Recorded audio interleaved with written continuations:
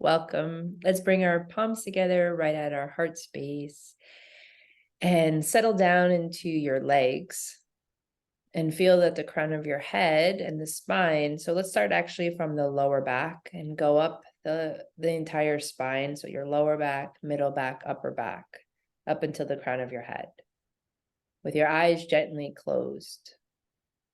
Start to take a deeper inhale and feel how your body is expressive and expanding. And exhale. Now just feel your inhales and your exhales.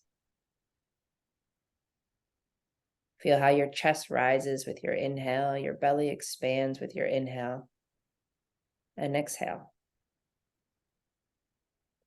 We're going to add a mantra to the breath.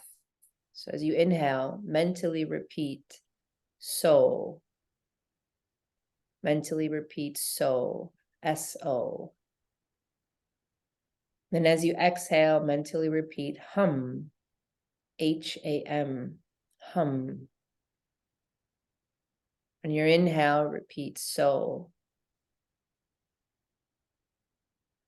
On your exhale, it's hum. So hum. So means I am. Hum means that. I am that. Inhale, so. Exhale, hum. Let's do that one more time together. Inhale, so. And exhale, hum.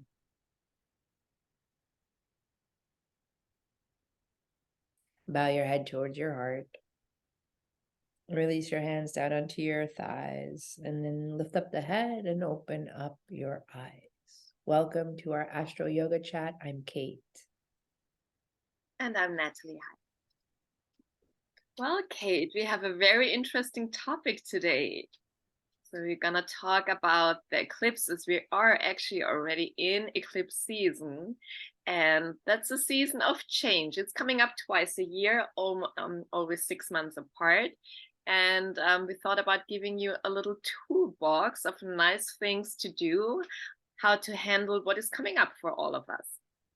That's the beauty part about our practice of yoga, is that the more you learn and the more you practice these tools, then the more they integrate into your life. So you don't feel like it's like, what do I do? What do I do? You have actually you have steps that you can take. So yoga gives you these tools to fill yourself up, to take care of yourself. Right. Natalie. And of course, yes, like always in astrology, I mean, it's not for everyone. Not everyone will feel the eclipses, to the same degree. It, of course, depends where you have the planets in your chart and whatever. So I just shortly wanted to explain what eclipses are. So first, on Saturday, October 14th, we have a solar eclipse coming up, and a solar eclipse is always a new moon. That means the sun and the moon are at the same spot, which will be 21 degrees of Libra. And the eclipse, the part of the south node, also called Ketu, is very close by. So when the nodes of the moon are within 18 degrees of a new moon or a full moon, we have an eclipse. So what are the nodes of the moon? So they are actually not planets. In Vedic astrology, they say they are shadow planets, but they're actually points in the sky where the moon is hitting the path of the sun, the ecliptic, while moving up. So that's the north node. And when it's hitting the path of the sun going down, it's the south node. And in Western astrology, we say the north node is more like the direction of the collective. It's always in a sign for 1.5 years. So that's where we're supposed to go. The south node is what we're leaving behind. In Vedic astrology, they compare it to a dragon. So the north node is the head of a dragon that was cut off. So it's more like desires and wanting things, achieving things. and the south node is the tail of the dragon, so it's like, you know, it's expelling stuff also. So it's a part of letting go. So this first eclipse that is coming up is very interesting, because new moons are always new beginnings, right? They are like planting seeds, but it's with the south node and it's in Libra. So a new beginning will come up that has to do with letting go. And of course, it will affect signs that have, you know, Libra 21 degree, Aries 21 degree, and also the squares, which is Cancer 21 degree and Capricorn 21 degree. And it's also in square to Pluto. So there's really change coming up. Yes. And when we have 2 weeks later, on October 28th, we have a lunar eclipse, which is a full moon. And there, the sun and the moon are actually, the earth is between the sun and the moon, and the earth is blocking the light from the sun towards the moon, because the moon doesn't have light, right? So we don't see the moon.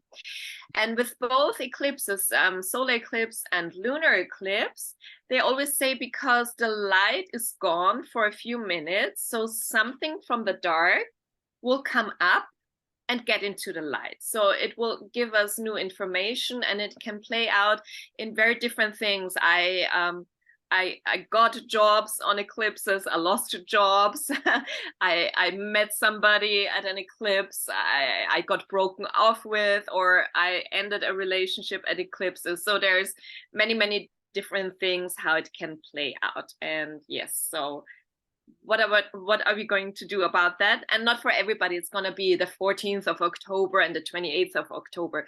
It can be a triggering point for the next 6 to 12 months of initiating change in your life.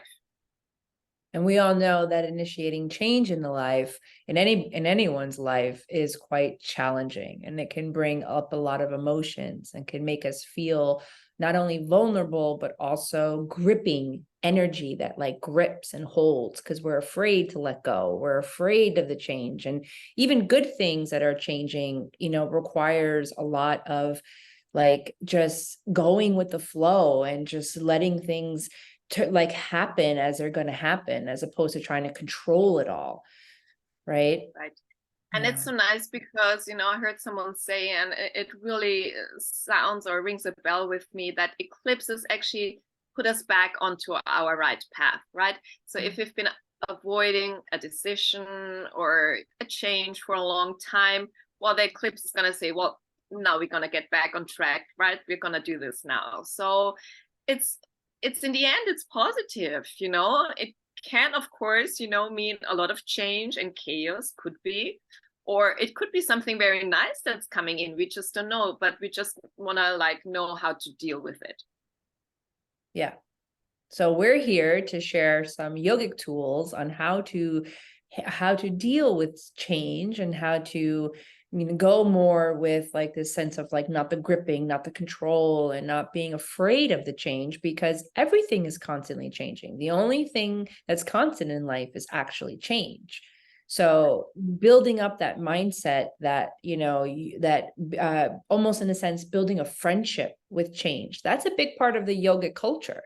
You know, I was taught by my teacher many years ago to celebrate change, that as yogis, we celebrate change in our life, even the challenging ones, because as you mentioned, Natalie, when you get through the challenge and you get through the other side, you know, this is a beautiful concept that the eclipses will help us to go back on our path, you know. So, you know, having some trust in our life and in our divine path is also part of this. So, Natalie, would you like to talk to us about one of the tools that you wanted to share?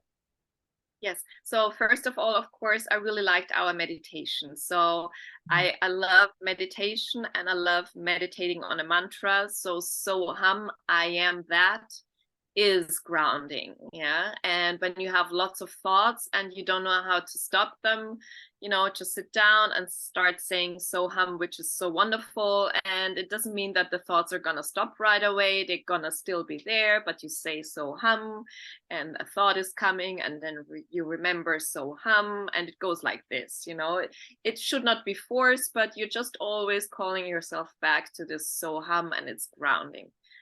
This I like a lot. what I use a lot for my students, I always remind them for many things, not just full moons, new moons, but it's also if there's a thunderstorm, a huge weather change, if you're excited, if you're emotional, if you're depressed, whatever, I recommend Nadi Shodhana. So it's our alternate nostril breath, because how the energy flows in our body, it comes together at the Ajna center, at our sixth chakra, and it has the quality to balance the two halves of our brain. So if we're too much on one side and we don't feel balanced, this breath really can help us. And the way I teach it, when you start with your right nostril, it's more waking you up and giving you an energy kick. And if you start it through the left nostril, which I will practice with you now, it's more calming down. So I think for this time coming up, calming down would be the better choice. Okay, so I'm gonna mirror. Yeah, so take your right hand. Oops, my little globe is hiding my hand, but I hope you can still see it. So you take your index finger and your middle finger to the inside of your hand, and pinky finger and ring finger together, and then you place your thumb on your right nostril. So the only thing that's going to happen from now on, you're only going to switch your hand by moving once the ring finger and once the thumb to your nostrils. So we're going to start with the thumb on your right nostril. You close your eyes, your shoulders stay wide. You can have that bent elbow at your chest so that it's not sticking out. And then slowly you start inhaling through your left nostril. And each time we're full, we're gonna switch our fingers and exhale through the right nostril. And then we stay on the same side. Inhale through the right. And when we're full, we're always switching fingers. Release your ring finger and exhale through the left. So now we're gonna give it a certain rhythm. So inhale, 2, 3, 4, and hold both for 2, 3, 4. Release the thumb, exhale, 2, 3, 4, and stay empty, 2, 3, 4. Inhale through the right, 2, 3, 4. Close both, 2, 3, 4. And exhale left, 2, 3, 4. Stay empty, 2, 3, 4. So you can do this for a long time. I always imagine in my head that the breath is like a box, like a square. Inhaling 4, stopping, holding your breath for 4, exhaling for 4, staying empty for 4. If this is too hard, like holding your breath for the same length, you can do inhale 4, hold it 2, exhale 4, stay empty for 2. So as I said, when you start with your left nostril, it's calming down. If you start with the right in the morning, if you need to get awake, then it would be the right one. But do this for a while, do it for 2-3 minutes, and it will really change how you feel. That is really one of the things I like a lot. Yeah, Nadi Shodhana. Absolutely. It always makes me feel balanced in my energy. Makes me feel grounded but balanced, and I feel like I'm starting fresh again. Yes. Yeah. And what would be another thing that you would recommend, Kate? Well, I'm going to talk for a moment, just philosophy for a moment to this is just a reminder for all of us, is that when we're going through change, and as I mentioned, the yogis celebrate change. We celebrate this energy of change in our life. Keep going. So just keep going. On Saturday, when the solar eclipse will be here, maybe you can calm yourself and maybe do some a restorative practice, maybe do some meditation, but keep moving. Try not to just feel the energies and then just hold yourself in and anchor yourself down. Keep everything flowing. So it's just a reminder, because and whether you could put a little sticky note someplace in your house to just remind you, keep going. My motto is inch by inch, life's a cinch, yard by yard, life is too hard. It's the inch by inch, the breath by breath, a reminder to keep moving, especially when you're feeling quite challenged. But I'm also going to show you a breathing technique. It's called samavriti, and that means same fluctuation. So if you notice right now, your inhales and your exhales, you might have a longer inhalation, you might have a longer exhalation. When you can exhale deeply and longer, and which is sometimes the hardest thing to do, you get rid of all of the breath, and then you inhale, and keeping your inhales and your exhales at the same length, it is said that it activates the vagus nerve, which helps to activate your parasympathetic nervous system. So when you're very in your body, this is automatic. So this isn't something that you decide. This is just automatic that happens. The brain triggers the nervous system depending on what you see, on what the situation is, on what's going on around you. So if you're watching the news, if you're feeling the energies from the eclipse, if you're doing it just happens. So you're not doing anything wrong, it's just, it is what it is. So these tools will help you to balance out. So whenever your sympathetic nervous system is active, hormones in your body gets released, and that causes a lot of like, you're about to go do something and like, oh my gosh, okay, let's relax because we're just sitting here. Let's just relax. So samavriti is breathing in the same length of an inhalation, the same length of an exhalation. And I think it would be nice if we end our chat with this and I can do a short meditation, unless Natalie, you have anything else you'd like to say before I close this off. Yes, so definitely same length of breath, but also just remember the best tool you ever have is awareness and consciousness, right? So first of all, in the next 2-3 weeks that are coming up, and of course for the changes that will follow, like always know, like check in, what is going on? What do I feel? What do I sense? What are my thoughts? And always, like in yoga, we're like the observer, right? I'm not my thoughts, I'm not my feelings. That's just like the physical stuff here, but I'm so much more. So always like be able to take a step back, observe what's going on, and then you can decide, well, do I really need to act now, or do I take a breath, calm down, I deal with it later on? So what is actually the wisest thing to do? And therefore you need to be an observer, and you need your awareness to know what is going on. Awesome. That's beautiful. Thank you for that reminder. For myself too, I just like lit up inside. I'm like, awareness, consciousness. Yes, thank you. Thank you. Okay, so let's find a comfortable seat. Okay, this time bring your hands onto your thighs, onto your knees. And if you're sitting in your chair and you're watching us, just bring your feet down onto the floor and press your feet onto the earth. Feel the crown of your head lift and relax your shoulders. And with your eyes closed, let's try to breathe in and out through the nose, filtering the breath through the nostrils. Now just notice the length of your inhale first and the length of your exhale. Samavriti, the fluctuations of the breath, finding an even breath with your inhale and your exhale. Through the nostrils, we'll breathe in for 4, 3, 2, 1. Exhale, 4, 3, 2, 1. Inhale, 4, 3, 2, 1. Exhale, 4, 3, 2, 1.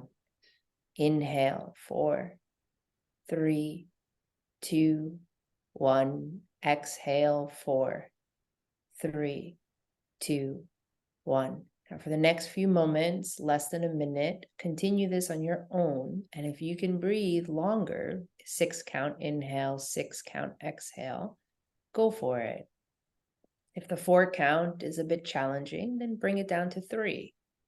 But allow the inhales and the exhales to be the same length, and feel that rhythm within you as you feel your energy, your energy is starting to find its center.